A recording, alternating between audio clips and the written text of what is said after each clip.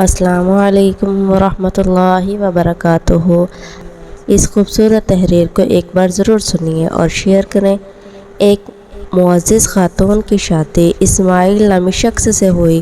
اسماعیل ایک متقی شخص اور جلیل القدر عالم تھے۔ انہوں نے امام مالک رحمہ اللہ کی شاگردی اختیار کی۔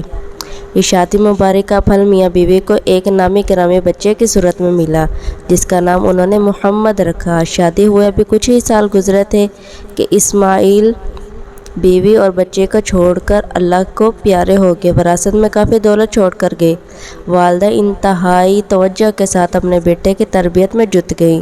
ان کی خواہش تھی کہ ان کا بیٹا ایک جلیل القدر عالم بن کر افق عالم پر چمکے اور اپنے علم سے تاریک دنیا کو منور کر دے، لیکن ان کی حسرت و ایاس کا اس وقت کوئی ٹھکانہ نہ رہا جب ان کے بچے کے مستقبل میں ترقی اور ان کی تمناؤں کی تکمیل میں ایک بڑی رکاوٹ پیدا ہو گئی۔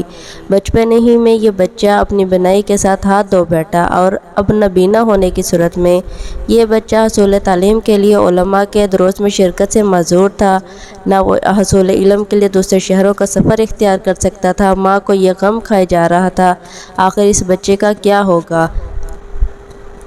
عالم دین کیوں کر بن سکے گا؟ بینائی کے بغیر علم کا حصول کیسے ممکن ہے؟ اس خواہش کی تکمیل کے لیے ایک ذریعہ ہی باقی تھا، ایک راستہ ہی باقی تھا۔ وہ راستہ دعا تھا۔ چنانچہ اللہ تعالیٰ نے اس پر دعا کے دروازے کھول دیے۔ پورے اخلاص اور سچی نیت کے ساتھ دربار الہی میں گڑ گڑا کر رونے لگی۔ اللہ رب العزت کے سامنے دست سوال دراز کر کے بچے کی بینائی کے لیے دعائیں مانگنے لگی۔ معزز سامعین، اگر آپ کو میری یہ تحریر اچھی لگ رہی ہے تو پلیز اس کو شیئر اینڈ لائک ضرور کیجیے گا۔ آگے بڑھتے ہیں۔ یہ دعائیں نہ جانے کتنی مدت تک ہوتی رہیں کہ ایک رات اس عورت نے عجیب و غریب خواب دیکھا۔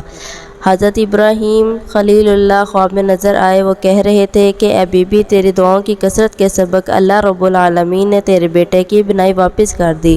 جب محمد بیدار ہوئے تو دیکھا واقعی اس کے بیٹے کی بینائی بحال ہو گئی ہے۔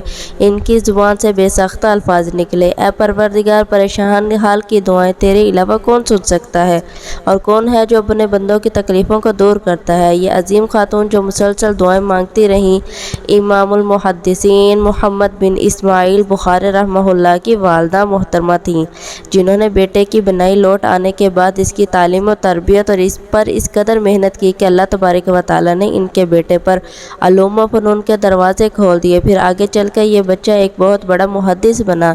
قرآن پاک کے بعد دنیا کی صحیح ترین کتاب مرتب کی صحیح البخاری کے نام سے مشہور ہے اور بچے کو لوگ امام بخاری کے نام سے جانتے ہیں، جن کا پورا نام محمد بن اسماعیل بخاری ہے۔